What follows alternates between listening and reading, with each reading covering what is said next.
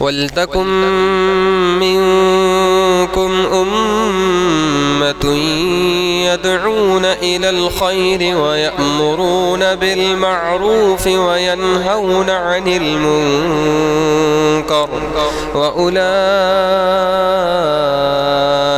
هُمُ الْمُفْلِحُونَ۔ السلام علیکم ورحمۃ اللہ وبرکاتہ۔ الحمد للہ رب العالمین والعاقبۃ للمتقین والصلاۃ والسلام علی سید الانبیاء علی محمد وعلی آلہ وصحبہ اجمعین، اما بعد۔ اعوذ باللہ من الشیطان الرجیم، بسم اللہ الرحمن الرحیم۔ ومن الناس من یعبد اللہ علی حرف فإن أصابه خیر اطمأن به وإن أصابته فتنة انقلب على وجهه خسر الدنیا والآخرہ ذالک هو الخسران المبین۔ رب اشرح لی صدری ویسر لی امری واحلل عقدۃ من لسانی یفقہوا قولی۔ قابل احترام سامعین اور پردہ نشین ماں اور بہنوں، آج کے اس خلاصہ قرآن میں سورۃ الحج کی آیت نمبر 11 آپ کے سامنے پڑھی گئی ہے۔ اس آیت کی روشنی میں آپ کے سامنے جو بات مجھے رکھنی ہے وہ یہ ہے کہ سچے مومن کی پہچان کیا ہے، ایک حقیقی مومن کون سا ہوتا ہے۔ اللہ تعالیٰ نے اس آیت کریمہ میں ایک انسان کے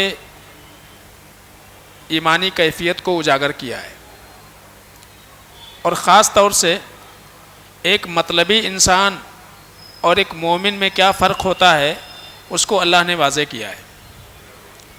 اللہ فرماتے ہیں وَمِنَ النَّاسِ مَن يَعْبُدُ اللَّهَ عَلَى حَرْفٍ۔ بعض لوگ ایسے ہوتے ہیں جو ایمان کی سرحد پر کھڑا ہو کر کے اللہ کی عبادت کرتے ہیں، ایمان کی سرحد پر کھڑے رہتے ہیں۔ سرحد کا معنی یہ ہے کہ ایک طرف کفر ہے اور ایک طرف ایمان ہے، وہ اس سرحد پر کھڑے رہتے ہیں اور وہاں سے وہ اللہ کی اطاعت کرتے ہیں۔ سرحد پر کیوں کھڑے ہوتے ہیں؟ اس کی وجہ یہ ہے کہ اللہ فرماتے ہیں ان اصابہ خیر اطمأن بہ، اگر ایمان میں اور اسلام میں انہیں بھلائی ملی، فائدہ ملا اسلام کی وجہ سے، تو پھر وہ ادھر آ جاتے ہیں، بارڈر سے ادھر آ جاتے ہیں، یعنی ایمان کی طرف، اسلام کی طرف آ جاتے ہیں۔ اور وَإِنْ أَصَابَتْهُ فِتْنَةٌ، لیکن اگر ایمان لانے کے بعد اللہ رب العالمین ان کی آزمائش کر لے، انقلب علی وجہ، تو جہاں سے آئے تھے وہیں پھر چلے جاتے ہیں۔ کہاں؟ کفر میں چلے جاتے ہیں۔ اسی لیے وہ سرحد پہ کھڑے رہتے ہیں، وہ دیکھتے ہیں کہ فائدہ کہاں ہے، ایمان میں فائدہ ہے یا کفر میں فائدہ ہے۔ اللہ فرماتے ہیں کہ خسر الدنیا والآخرہ، یہ ایسے لوگ ہوتے ہیں کہ ان کی دنیا بھی برباد ہوتی اور آخرت تو برباد ہے ہی۔ دنیا اور آخرت کیسے برباد ہے؟ دنیا اس اعتبار سے برباد ہے کہ وہ جس کے ساتھ میں کھڑے ہوئے ہیں، نہ وہ مومن لوگ ان کو اپنا سمجھتے ہیں اور نہ ہی اہل کفر ان کو اپنا سمجھتے ہیں۔ اس لیے وہ کہاں کھڑے ہیں؟ کسی کے ساتھ نہیں، بالکل بارڈر پہ کھڑے ہوئے ہیں۔ تو بارڈر پہ کھڑے ہونے کی وجہ سے ان کو کوئی اپنا نہیں سمجھ رہا ہے، تو اسی لیے ان کی دنیا گئی برباد ہو جاتی ہے۔ بولتے ہیں نا کہ دھوبی کا کتا نہ گھر کا نہ گھاٹ کا۔ تو بالکل بعد مسلمانوں کی یہی کیفیت ہوتی ہے کہ وہ دین کو دین کے ذریعے سے دنیا کیش کرانے کی کوشش کرتے ہیں، دین کے تناظر میں دنیا کا فائدہ ہو، آج کتنے سارے ایسے لوگ آپ کو ملیں گے کہ اللہ رب العالمین نے کفر کے بعد ایمان کی توفیق دے دی، اسلام قبول کر لیا، لیکن اسی قبول اسلام کو بنیاد بنا کر کے لوگوں کے ساتھ سامنے ہاتھ پھیلاتے پھر رہے ہیں، اسی کو بنیاد بنا کر کے اور مانگتے پھر رہے ہیں۔ ایسے بہت سارے آپ کو ملیں گے۔ خاص طور سے آپ دیکھیں کشمیر کی حالت سے واقفیت ہے، برما کی حالت سے واقفیت ہے۔ کب ہوا حادثہ؟ سالوں ہو گئے، لیکن آج بہت سارے مسلمان اس کو بنیاد بنا کر کے اور اسلام کو کیش کرنے کی کوشش کرتے ہیں۔ ہم یہاں سے آئے ہیں اور ہماری یہ پریشانی، ہماری یہ مصیبت ہے، اور ایسا ہو گیا اور ویسا ہو گیا۔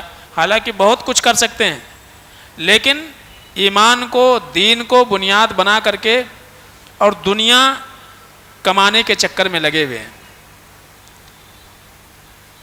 تو اللہ فرماتے ہیں یہ ایسے لوگ ہیں جو کنارے پر کھڑے ہوتے ہیں، دین کے تئیں ان کے اندر استقامت نہیں ہے۔ فائدہ ہے تو دینداری ہے، آزمائش ہے تو پھر بے دینی ہے، کوئی فائدہ نہیں۔ بالکل منافقین کی یہی حالت تھی۔ جب انہیں لگتا تھا کہ فائدہ ہوگا تو مسلمانوں کے ساتھ میں، اور جب لگتا تھا کہ جان پہ بن آئے گی تو ساتھ چھوڑ دیتے تھے۔ غزوہ احد میں مسلمانوں کے ساتھ میں آئے، بالکل عین میدان جنگ میں پہنچنے سے کچھ پہلے انہوں نے ساتھ چھوڑ دیا۔ 250 لوگ وہاں سے نکل گئے، اور سامنے 2000 کا لشکر ہے یا 3000 کا، اور مسلمان 1000 تھے، اس میں سے 250 نکل گئے، باقی بچے 750۔ تو مقصد یہ تھا کہ ہم ساتھ چھوڑیں گے تو ان کے اندر بزدلی آ جائے گی، اور انہیں یہ لگ رہا تھا کہ سامنے تو 3000 ہیں، ہم تو 1000 ہیں پورے گنے چنے، آج تو ممکن ہی نہیں ہے جیتنا۔ ہاں وہ ایک لک تھا غزوہ بدر، ایسا سمجھتے تھے وہ، یعنی تکا لگائے جیت گئے ختم، لیکن یہاں تو لگ نہیں رہا ایسا۔ تو انہوں نے ساتھ چھوڑ دیا۔ تو خاص طور سے اللہ کے نبی صلی اللہ علیہ وسلم نے اس آیت کے ضمن میں بیان کیا کہ ایک متذبذب شخص کے بارے میں اللہ بیان کر رہا ہے، جس کے اندر استقامت کی صلاحیت نہیں ہے، وہ جم نہیں سکتا ہے۔ حالانکہ مومن وہ ہوتا ہے کہ وہ چاہے حالات تنگی کے ہوں یا کشادگی کے ہوں، ہر حال میں وہ جمے رہتے ہیں، دین کے اوپر قائم رہتے ہیں۔ یہی ایک مومن کی پہچان ہے، اس لیے کہ مومن حالات کے اعتبار سے چینج نہیں ہوتا ہے۔ مومن کی یہ صفت نہیں ہوتی ہے کہ چلو تم ادھر کو ہوا ہو جدھر کو، نہیں، بلکہ ایک مرتبہ مومن جب اللہ رب العالمین کے دروازے سے اپنے آپ کو جوڑ لیتا ہے تو پھر اس دروازے سے ہٹتا نہیں ہے پوری زندگی۔ حالات کیسے بھی آ جائیں، کیسی ہی مصیبتیں کیوں نہ آ جائیں، کیسی پریشانیاں کیوں نہ آ جائیں، وہ اس دروازے سے ہٹتا نہیں ہے۔ چاہے اللہ رب العالمین اس کو دے یا محروم کرے، چاہے اللہ رب العالمین عزت کی زندگی دے، ذلت کی زندگی دے، ہر حال میں اللہ رب العالمین کو وہ چھوڑتا نہیں ہے، اس لیے کہ اس کا یقین ہوتا ہے کہ عزت و ذلت اللہ کے ہاتھ میں ہے، کسی اور کے نہیں۔ تو اگر کچھ گھڑی کے لیے اللہ نے مصیبت میں ڈالا ہے تو اللہ ہی ہے جو مصیبتوں سے نکالے گا۔ تو ایک مومن کی ایمانی کیفیت ہوتی ہے کہ اس کو یقین ہوتا ہے کہ ہر قسم کی بھلائیاں اللہ کے در سے ملنے والی ہیں، غیر اللہ سے نہیں، اس لیے وہ اللہ رب العالمین کے در کو کبھی نہیں چھوڑتا ہے۔ یہی ایک مومن کی پہچان ہے، اور خاص طور سے ایک مومن کی سب سے بڑی پہچان یہ ہے کہ مومن جب خوشحالی میں رہے تب بھی وہ شکر گزاری کرے، اور جب مومن مصیبتوں میں رہے تو صبر کرتا جائے، حالات کیسے بھی آ جائیں۔ اب آپ دیکھیں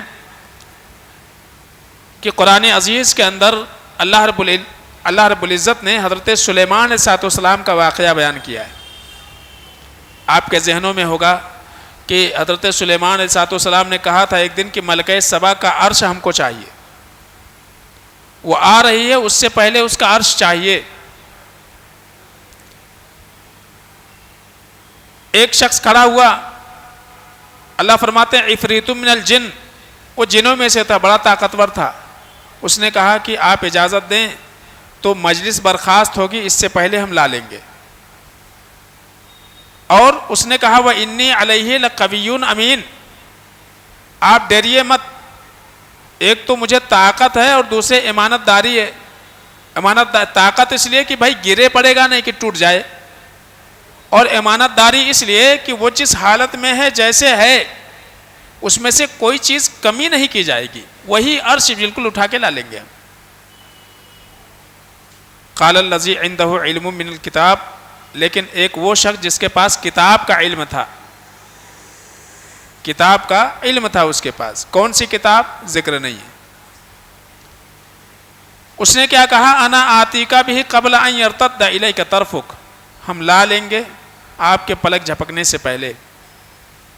جب حضرت سلیمان علیہ السلام نے وہ عرش اپنے سامنے دیکھا تو کیا کہا؟ ھذا من فضل ربی، یہ میرے رب کا فضل ہے. آج کے دور میں ایک آدمی چوری چکاری بے ایمانی جھوٹ کر کے گھر بناتا، اس کے اوپر لکھتا ھذا من فضل ربی. تو حضرت سلیمان علیہ السلام نے اس موقع پر کہا تھا ھذا من فضل ربی، یہ میرا رب کا فضل ہے. اور لیبلونی ان اشکر ام اکفر، میرا رب یہ ہم کو جانچنا چاہتا ہے کہ ہم شکر کرتے ہیں کہ ناشکری کرتے ہیں. تو مومن کی خصوصیت اور پہچان یہ بتائی گئی کہ جب نعمتیں ملتی ہیں تو پھول نہیں جاتا ہے، وہ گھمنڈ نہیں کرتا، غرور نہیں کرتا، اور اپنے ہنر اور اپنے دماغ کا نتیجہ نہیں سمجھتا ہے کہ جو کچھ ہوا یا جو کچھ ہم کو ملا ہے یہ ہماری محنت، ہماری کوشش اور ہمارے ہنر اور ہمارے دماغ اور ہمارے کوششوں کا نتیجہ ہے. نہیں، بلکہ وہ یہ سمجھتا ہے کہ جو ملا ہے وہ من جانب اللہ ہے، اللہ کے جانب سے ہے. اور اگر کچھ گیا تو وہ صبر کرتا ہے، اس لیے وہ جانتا ہے کہ اللہ رب العالمین کا فیصلہ ہے، یہ ہماری تقدیر ہے، اللہ کی قضا ہے. تو ہر حال میں مصیبت آئے تو وہ صبر کرتا ہے، تکلیف پڑے تو وہ صبر کرتا ہے. ایک مومن کی یہ خصوصیت ہے، وہ کبھی مایوس نہیں ہوتا ہے، اس لیے کہ وہ جانتا ہے کہ اللہ نے قرآن میں کیا فرمایا وَلَنَبْلُوَنَّكُمْ بِشَيْءٍ مِّنَ الْخَوْفِ وَالْجُوعِ وَنَقْصٍ مِّنَ الْأَمْوَالِ وَالْأَنفُسِ وَالثَّمَرَاتِ وَبَشِّرِ الصَّابِرِينَ، کہ اللہ نے ہم کو پہلے سے بتا دیا کہ ہم آزمائش کریں گے. تو اگر حالات ہمارے خراب ہیں تو کیا ہے؟ یہ آزمائش ہے. اسی طرح سے مومن یہ جانتا ہے کہ انما یوفی الصابرون اجرهم بغیر حساب، مومن کو یقین ہوتا ہے کہ صبر کریں گے تو ہم کو انلمیٹڈ اجر ملے گا، کیونکہ اللہ نے وعدہ کیا ہوا ہے. تو اس لیے اس کو صبر کی توفیق مل جاتی ہے. اللہ کے نبی فرماتے ہیں کہ مومن کا معاملہ بڑا عجیب ہے. جب اللہ کے جانب سے اسے بھلائی پہنچتی ہے تو شکر کرتا ہے، یہ اس کے حق میں بہتر ہو جاتا ہے. اس لیے کہ شکر کے تعلق سے اللہ ابن قیم رحمۃ اللہ علیہ نے بڑی پیاری بات لکھی ہے.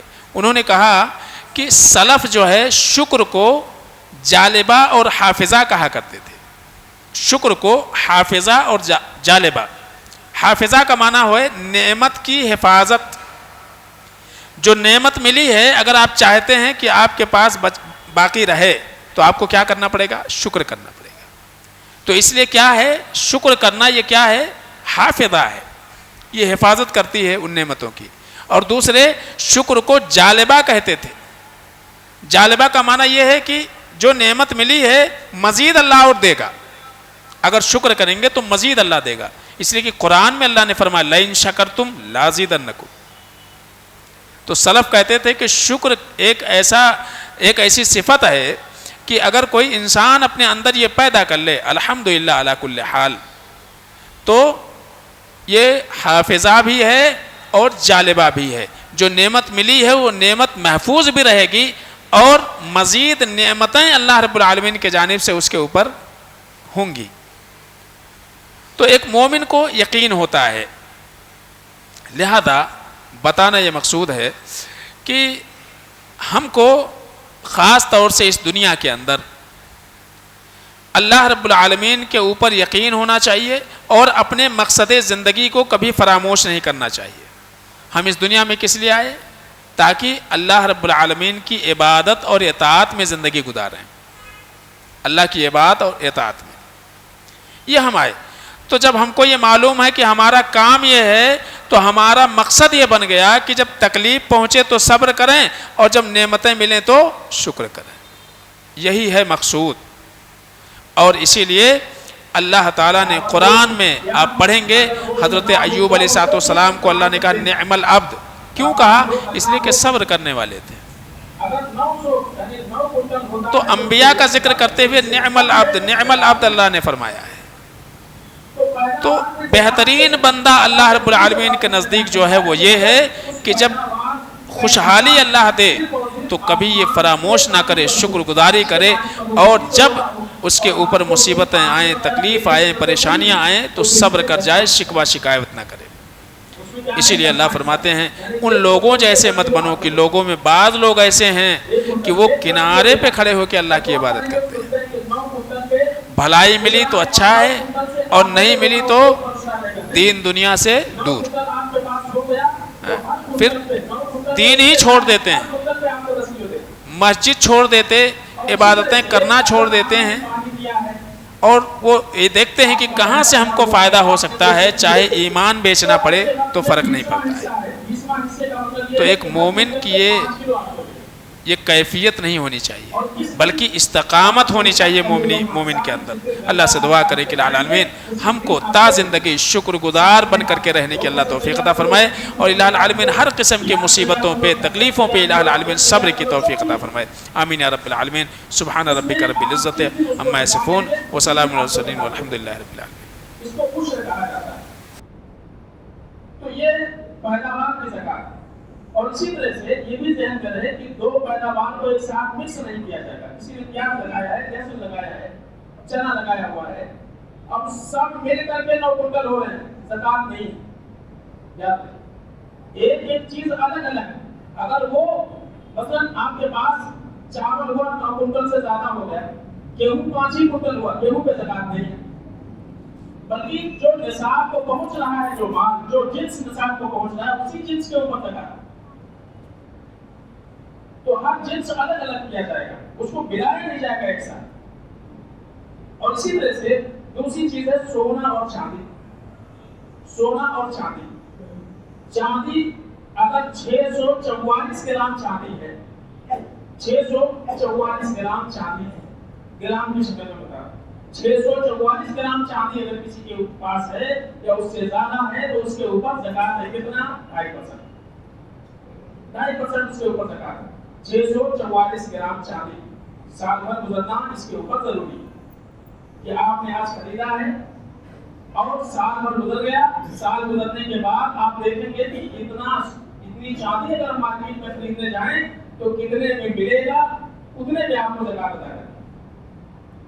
تو 644 گرام اگر 43 گرام ہے تو زکات نہیں، 600 گرام کا زکات نہیں ہے، لیکن 644 گرام ہو گیا تو آپ کو زکات دینا، یا اس سے زائد ہے آپ کو زکات دینا 2.5% پورے پہ، پورے کے اوپر۔ سونا، سونے کے اوپر زکات ہے سال گزرنے کے بعد، چاہے وہ پہننے والا زیور کی شکل میں ہو یا اسی طرح سے سکے اور بسکٹ کی شکل میں ہو۔ اہل علم نے اختلاف کیا ہے عام طور سے کہ استعمال کی چیزیں، ایک عورت ایک زیور پہنتی ہے، وہ اس کے استعمال کی چیز ہے تو کیا اس کے اوپر زکات دے یا نہیں دے؟ بعض اہل کے کہا سال میں ایک بار دے دے، معاملہ ختم ہو جائے، ایک ہی بار دینا ہے۔ بعض اہل نے کہا کہ دینا ہی نہیں ہے، لیکن صحیح بات یہ ہے کتاب و سنت کی روشنی میں، دلائل کی روشنی میں، وہ لوگ جو نہ دینے کے قائل ہیں ان کے برعکس دینے والے کے تعلق سے، دینے کے تعلق سے جو دلائل ہیں وہ زیادہ راجح ہیں، زیادہ راجح ہیں۔ اس لیے صحیح بات یہ ہے کہ سونا اور چاندی وہ زیور کی شکل میں ہو، سکے کی شکل میں ہو، جس بھی شکل میں ہو، اگر سال اس کے اوپر گزرتا ہے عورت اس کو پہنے نہ پہنے، لیکن اگر اس نے بنا کے رکھا ہوا ہے اس کے اوپر سال گزرنے پر زکات ہے، ہر سال ہے، ہر سال ایسا نہیں کہ ایک بار دے دیے ہو گیا ختم ہو گیا، نہیں، ہر سال زکات کتنا ہے؟ اب چونکہ سونا جو ہمارے مارکیٹ میں عام طور سے 18 کیرٹ اور 22 کیرٹ اور اسی طرح سے 24 کیرٹ، اس پہ ذرا دھیان کر لیجیے کہ زیورات عمومی طور سے جو بنتے ہیں وہ 18 اور 22 کیرٹ میں بنتے ہیں۔ اگر کسی کے پاس 24 کیرٹ گولڈ میں 24 کیرٹ میں سونا ہے، گولڈ ہے اس کے پاس، تو 85 گرام ہونا چاہیے۔ کتنا ہونا چاہیے؟ 85 گرام، 8.5 تولہ 85 گرام۔ اگر 24 کیرٹ کا 41 سونا ہے اس کے پاس، اور اگر کسی کے پاس 22 کیرٹ والا ہے، 22 کیرٹ، تو 97 گرام ہونا چاہیے۔ 97 گرام اگر اس کے پاس ہے تو پھر اس کے اوپر زکات ہے، اور 18 کیرٹ اگر کسی کے پاس ہے تو 113 گرام ہونا چاہیے۔ 18 کیرٹ کا جو گولڈ ہے اس پہ 113 گرام اگر ہے، یعنی کسی کے پاس زیور ہے تو اس کو آپ شمار کریں گے 24 کیرٹ والا آپ کے پاس